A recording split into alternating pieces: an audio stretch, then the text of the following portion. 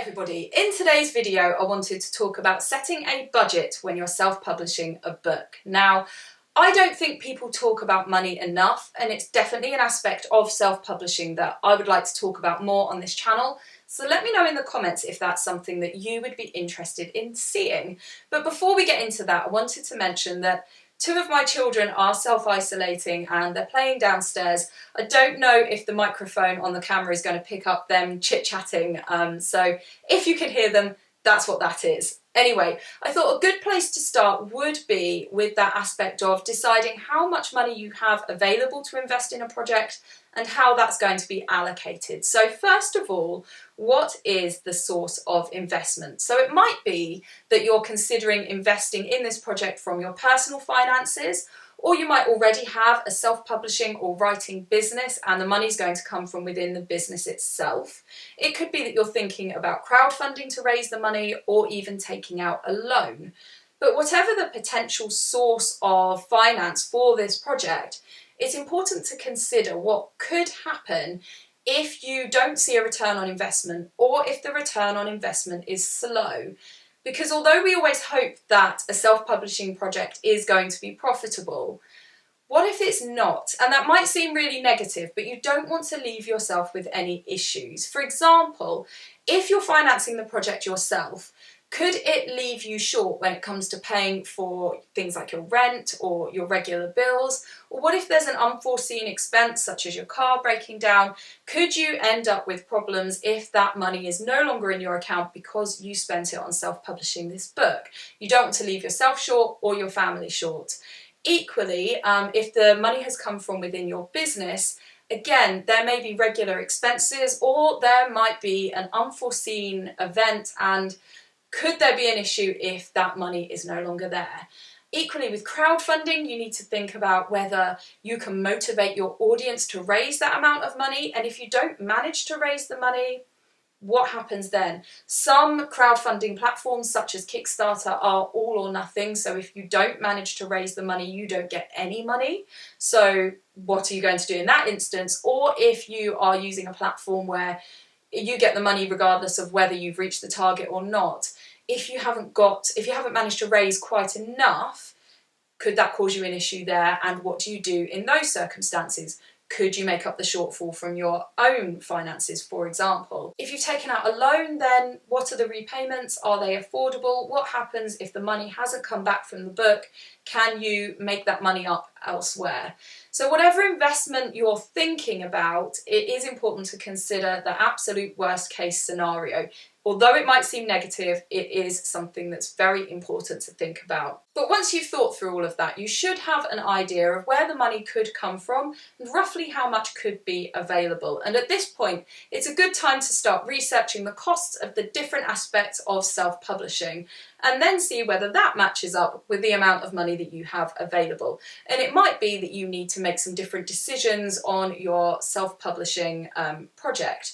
So I am going to go through the different things that can cost you money when you're self-publishing a book and some of the different options. So the first one is illustrating. Now, if you don't have an illustrated book, obviously this doesn't apply to you. But if you're publishing a children's picture book or perhaps a longer book that's got some small illustrations in it, you're going to have to figure out how much this might cost you. Now, it is variable depending on exactly what you want, and there are different options. And I've actually made a video before about the different options when it comes to illustrating a book, so I will link that below.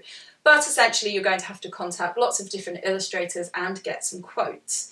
The next thing that you might need to pay for is editing. Now, I highly suggest that you do work with a professional editor when you're publishing your book, and I've made a video before about the different kinds of editor and how to secure an editor, so again, I'll link that below. But depending on exactly what you're looking for, so the type of editing, how long your book is, the level of editing that's required, that will influence the cost of this particular aspect. But it might be that you decide to only have copy editing or only have proofreading, or you can change things about by deciding exactly what level of editing you want to have on your book. The next aspect is the cover design. Now, the cover of your book is of course really important because it's what attracts potential buyers to even look at your book or to click on it on a website. So the cover design is really important, and again, is a cost that you need to think about. Now, it might be that you have the skills to do this yourself, and of course any of the elements here might be within your own skill set, but if it's not, then you're going to have to get some quotes for cover design. Now, cover design can often come into packages along with formatting, and formatting is another cost that I wanted to talk about. So interior formatting or formatting of an ebook, those, as I said, often come into a package, or you can pay somebody to do those separately. Again, you might be able to do them yourself, but if it is something that you'd like to pay somebody to do, then you're going to have to get quotes for that. The next thing that I wanted to talk about is ISBNs. Again, I have a video on this one, so I will link that below. Now, you can get ISBNs for free through self-publishing platforms, or you might prefer to buy them yourself. If you buy them yourself, then under the publisher name, it will list the company or the publisher name that you have come up with to publish your books with. If you don't, and you use the ones provided by your platform, it will often say independently published. So it depends what you prefer. You can either buy them yourself or you can get them for free when you're self-publishing your book. Now, the next thing is printing, and if you're having your book bulk printed, you'll have to think about how much money you have available to pay for copies of the book, and also think about the fact that if you buy more copies of the book, then they have a cheaper cost per unit. But also, you don't want to end up buying too many copies and then not being able to sell them. You have to weigh up all those different aspects and how much money you're going to be making when you distribute the book to figure out how many copies of the book you would like to buy. But if you're using a print-on-demand platform, you will probably still want to buy copies of the book. You'll want to sell them yourself at book events, you might want to give away copies when you're marketing, and of course you might want a copy for yourself and perhaps for some friends. So there will be a printing cost associated to all of this, and don't forget that you'll need to print some proof copies, and those can get expensive too. And the last thing that I wanted to cover here is marketing. You'll need to make sure that there is a marketing budget so that you can make sure people hear all about your book and then, of course, buy it. So those are all of the different things that you might need to spend money on when you're self-publishing a book. So you'll need to figure out all of the different costs there and then see how that compares to the amount of money that you have available. Now, one last thing that it's important to consider though is that you always need to think about the unforeseen. With all the best planning in the world, there can still be things that you need to pay for that you hadn't considered, or something that costs more money than you planned.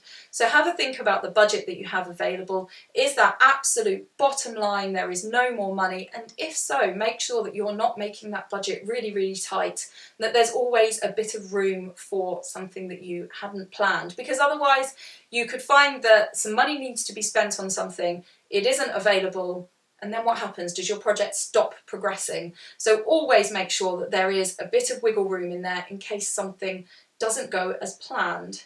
So I hope that that helps when you're thinking about setting a budget, thinking about how much money you have available, what you might need to spend it on, and planning it all out. And I would have all of those things written out and all my costs figured out.